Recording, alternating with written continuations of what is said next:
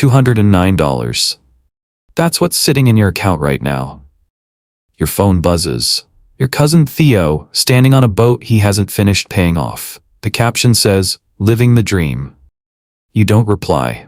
You just sit in the parking lot, engine ticking, running a number nobody taught you to run. His boat payment against the $50 you're about to move somewhere he's never heard of. Nobody's going to clap for what you do next. That's exactly why it works. The porch door swings open before you even knock. Sage, butter, something sweet burning just a little in the oven. Aunt Corinne's kitchen always smells like this, like it's trying too hard and somehow getting it right anyway. Theo's already inside, plate loaded, laughing with his mouth full the way he always does. He's got something new on his wrist, not a watch this time, a photo on his phone, the boat. Docked at Grand Lake, blue and white, the kind of clean that photographs better than it looks in person. He doesn't say the price. He doesn't have to. He just holds the phone a second longer than is required to show it requires. Traffic wasn't bad, he asks. No, you say. It wasn't. You're both lying about something. Just not the same thing. Later, out on the driveway, he tells you the monthly payment like it's a joke he's already laughed at. $440. Insurance not included. You nod like you're impressed. Because you are. And because some part of your brain is already doing math you didn't ask it to do. You think about the fishing rod sitting in your cart right now, saved for later, untouched for 6 days. A graphite rod, the good kind, $98 you don't technically have sitting loose, but you've got a store card with room on it. 26% of the second you're late by even a day. You've done this math before. You just haven't let yourself finish it. Standing there on Aunt Corinne's porch, watching Theo check his own reflection in the truck window before he even opens the door, something in you goes quiet. Not judgment. You don't have the right to that. Not standing here in your own borrowed confidence. Just a kind of weightlessness. Like watching someone hold their breath underwater and not knowing if they're swimming or drowning. You go back inside. Aunt Corinne asks how work is. Fine, you say. And you mean it the way you meant it in the driveway. Technically. Barely, for now. Theo finds you again near the dessert table. Boat still glowing on his phone screen in the kitchen light. You should treat yourself more, he says. Life's short. You laugh. Because it's easier than telling him you've been treating yourself to nothing for 3 years and calling it discipline. You don't buy the rod that night. You close the tab on your phone in the bathroom. Door locked. Nobody watching. It doesn't feel like a victory. It doesn't feel like anything. That's the part nobody warns you about. The right decision in the moment feels exactly like the wrong one. Quiet, small, unwitnessed. Driving home? Headlights sliding across empty fields, you keep thinking about the boat. Not wanting it, exactly. Wanting what it seemed to prove. You pull into your own driveway a little after 10. Before you go inside, you sit there a minute. Engine off. Phone in your lap. Thumb hovering over the banking app, not to spend anything. Just to finally look. Nobody claps for the money you didn't spend.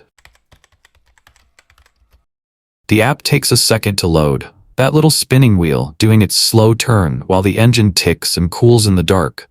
Then the number just sits there. Plain. No red, no green, nothing dressed up to make it easier. $209. Below it, the one you've been avoiding longer than 6 days. $6,180. The balance on the card you opened your second year out of high school. Back when the promotional rate felt like free money instead of a countdown. You do the interest math without meaning to. Almost 24%. That's not a number sitting there. That's a hand around your ankle. You go inside, you don't turn the kitchen light on, just the one over the stove.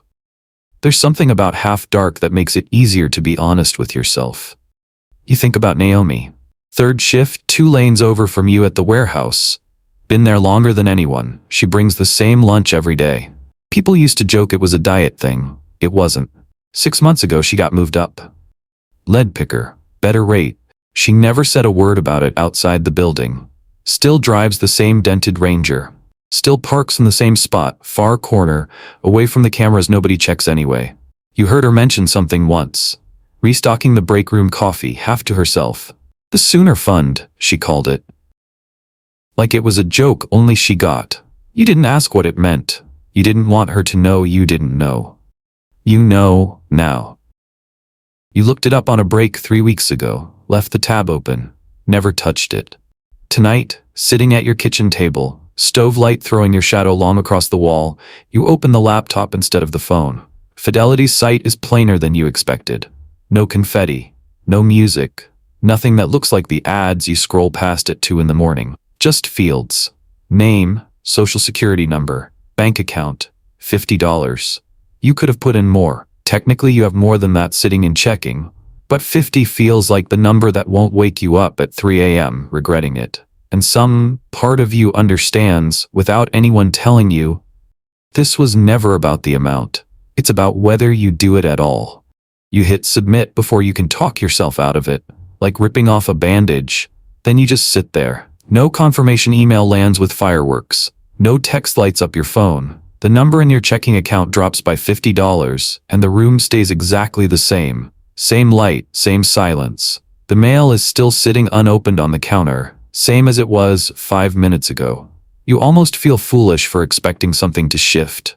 But you close the laptop, hands flat on the table, and underneath the nothing, there's a smaller, stranger feeling. You don't have a name for it yet. Not pride, no relief. Something closer to the feeling of locking a door you forgot you'd left open. Upstairs, your phone buzzes. Theo, probably. Tagging you in the boat video again. You let it sit there, screen down. You're already thinking about next Friday, and the $50 after that, and what it might mean to do this so many times it stops feeling like a decision at all. The decision that changes everything looks exactly like the decision that changes nothing. The raise shows up on a Tuesday, buried in an email with a subject line too boring to prepare you for what's inside it. 60 cents more an hour. Doesn't sound like anything until you do the yearly math. About $1,200 more than last year. Not enough to change your life. Enough to change your grocery store if you wanted. You don't tell anyone right away. You sit with it through your shift, through the drive home. Through dinner you eat standing at the counter, straight out of the pan. And somewhere in there, the temptation starts working on you the way water works on stone. Slow, patient, certain. You open your phone, look at truck listings you have no business looking at. A used F-150, low miles, sitting on a lot 40 minutes out past Broken Arrow. $380 a month, the site says. Before insurance, before the down payment you don't currently have. You run the numbers anyway, not because you need to, because some part of you needs to see it before you can say no to it out loud. Your Corolla is paid off, has been for 11 months, it rattles a little past 60, the check engine light comes on sometimes just to remind you it exists, but it starts every morning, and it owes nobody anything. You'd already done this math once before, back when you first put money into the index fund. $380 a month. The same number the truck would cost, sitting in the market instead of a driveway. You'd run it far enough out that the answer stopped surprising you. It just sat there in your head now, quiet, the way a fact sits once you've stopped needing to double-check it. You don't say any of this to anyone. You especially don't say it to Theo, who calls that weekend just to talk, and somewhere in the conversation mentions he's already thinking about trading up. Bigger engine. Better sound system. That sounds nice, you tell him. And you mean it. You also don't feel a single pull toward it anymore. That surprises you more than the math ever did. Monday morning, you're on your 15-minute break, fluorescent light humming over your head in the break room, and you log into the benefits portal on your phone. You bump your 401k contribution from 6% to 12%. The system asks you to confirm. You do. Somewhere, distantly, this is a step toward a number that doesn't feel real yet on your paycheck. But what you actually feel is smaller than that. Just the quiet click of a decision being made without an audience. You take the raise, unchanged, invisible in your account, and you split it. A little more into the Roth, a little more automated into savings. The rest absorbed so completely into your existing life that nobody around you would ever notice you got one. Naomi notices though. Not the raise, you never mention it, Something in how you talk about money now, careful, specific, different than before. She asks casually, restocking the coffee again. You started something? Just trying to be smarter, you say. She nods like she already knew, like she's been waiting for you to catch up to something she found a long time ago. You go back to your station and pull up your accounts on your phone, just to look. The way you've started doing most days now. Not out of anxiety this time. Out of something closer to checking on a plant you're not sure is growing yet. It is. You just can't see it from here. The machine doesn't clap either. It just keeps running whether you're watching or not.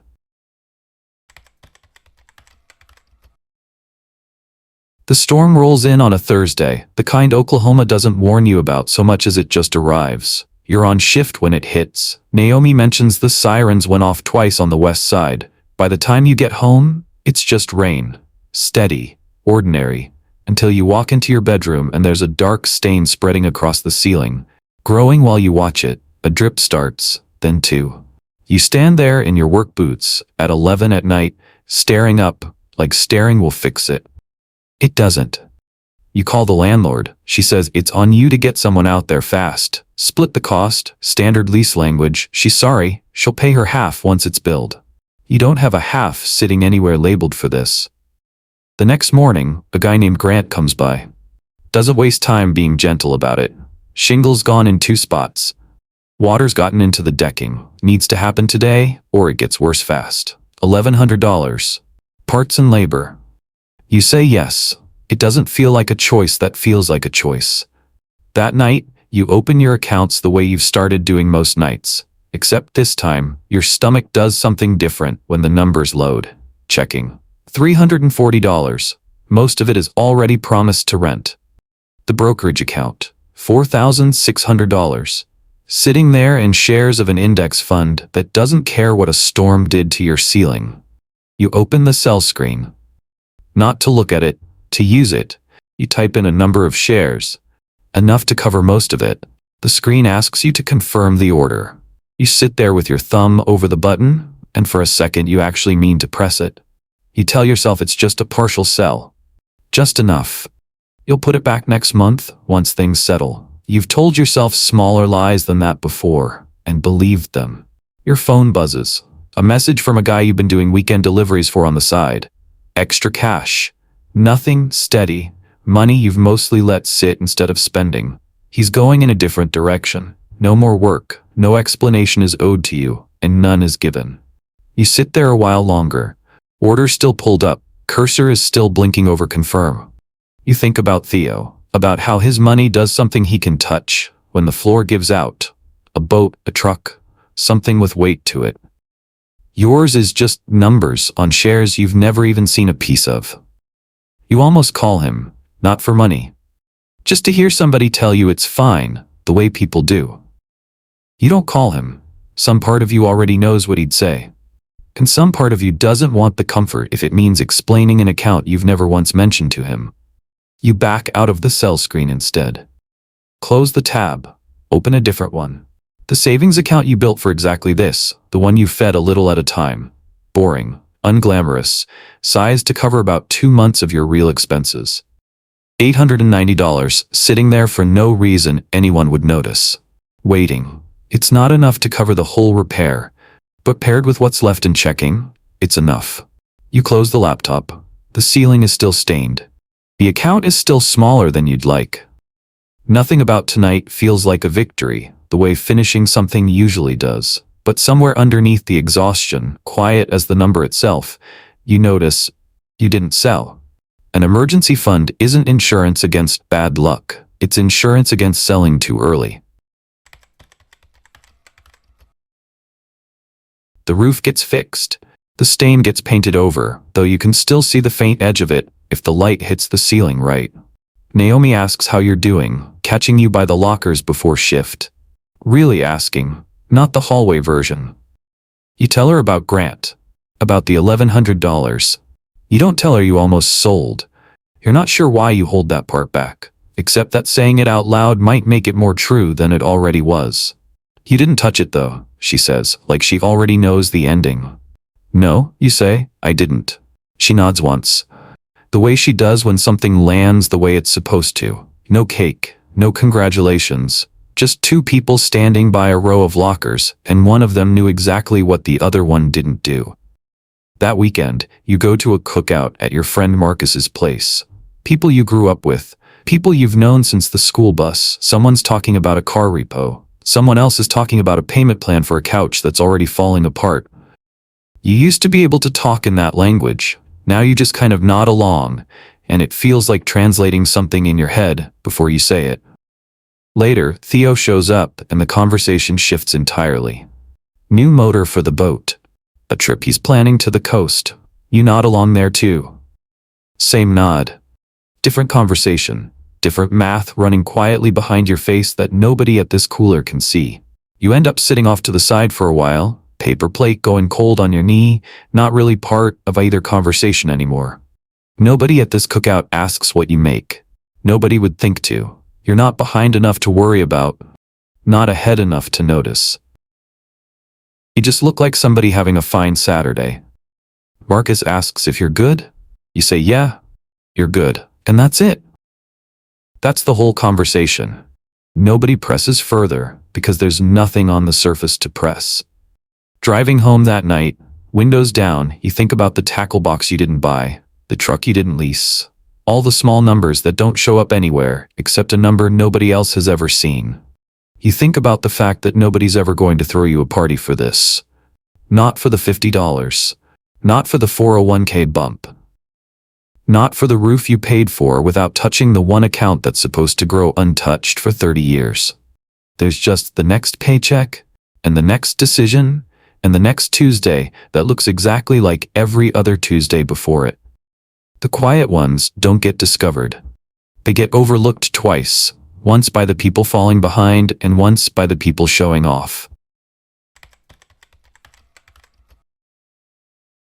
4 years pass the way most years do, not all at once. In pieces, you only notice when you look back and count them. You're 29 now, still at the warehouse, though you run a shift of your own these days. Different badge. Same parking lot. The realtor's name is Ingrid. She's shown you 5 houses this month, and every time she pulls up outside one, she watches your face instead of the house. Like she's learned, that's where the real answer shows up first. This one's on a quiet street off Riverside. Not the water. Close enough to smell it some mornings when the wind turns. 3 bedrooms, a kitchen that needs updating. $194,000, which 4 years ago would have sounded like a number from somebody else's life. There's another listing, 2 streets over, closer to the water. You looked at it once out of curiosity and never told anyone. Bigger. Newer countertops. $440,000. You stood in that open house for maybe 10 minutes. Shoes too casual for the flooring. An agent describing the primary suite like it might change something in you. It didn't. You left before she finished the sentence. You put the offer in on the smaller house the following week. Naomi helps you move a couch up a narrow staircase, both of you sweating through your shirts, laughing about nothing in particular. Afterward, you sit on the bare living room floor eating pizza off the box because you haven't bought a table yet, and you're in no hurry to. Theo comes by a few weeks later, walks through slower than you expect, quiet in a way that isn't like him. He runs his hand along the kitchen counter, doesn't ask what it costs. Then he stops in the doorway to the second bedroom, looking at nothing in particular, and says, "How'd you pull this off?" He's not really asking, or he is, but not in a way that wants numbers back. You just shrug. Same job, same paycheck, just didn't spend it the way you did. He doesn't say anything else, just nods slowly, like he's turning something over that doesn't quite fit yet. You don't explain the rest. The Roth, the 401k, the night you almost sold and didn't. He wouldn't ask for the numbers even if you offered them. You still drive the Corolla, more miles on it now. A sound in the front end you keep meaning to get checked. You have zero interest in replacing it. Not because you can't. The balances, if you let yourself look at them, would surprise most people at that cookout. None of it shows. That's the part that still surprises you some mornings. Standing in your kitchen, counters that still need updating, coffee in a chipped mug, looking exactly like someone who's doing fine. And nothing more. You are doing more than fine. You just haven't found a reason to prove it to anyone. And somewhere along the way, you stopped looking for one. The dividends cover more of the mortgage than you expected this early. Not all of it. Enough that some months you notice and other months you don't. You think about the boat sometimes. Theo's new one, the one he traded up to last spring. You don't want it. You're not sure you ever really did. You think now you wanted what it seemed to promise. And you got something that looks nothing like it and does the job better. Nobody photographs the moment the debt disappears. That's exactly why it's real. Some evening soon, sitting on your own back steps, Oklahoma heat finally breaking into something cooler, you'll try to explain all of this to someone. Maybe Naomi, maybe no one. And you'll find there isn't much to say. No dramatic before and after. Just a long string of Tuesdays nobody watched, adding up to a life nobody would guess from the driveway. That's the part you still haven't figured out how to put into words. The Tuesdays nobody watched. You never find the words for it. What you find instead is an ordinary Tuesday. Trash bins at the curb, coffee is going cold. The quiet understanding that you stopped performing your life somewhere back around that roof without ever noticing the exact moment it happened. It wasn't the house. It wasn't the Roth. It was every time you closed the laptop instead of opening it to show someone. You'll feel the pull again sometime. A new truck catching the light just right. Somebody's story with a location pin somewhere warm, asking what you're building toward, asking whether anyone's supposed to see it. Nobody has to. The old leather wallet is still in your kitchen drawer, worn soft at the corners. You don't carry it anymore. Cards live in your phone case now, but you never threw it out. Some nights you still catch yourself reaching for it out of habit. Before you remember, you don't need it to do the math anymore. The math just happens now. Quiet, automatic, without an audience. Somewhere tonight, in a different parking lot, in a different town, someone's sitting with $209 and checking phone buzzing with somebody else's boat, somebody else's truck, somebody else's proof. They think this is about the money. It never was. Most people never will.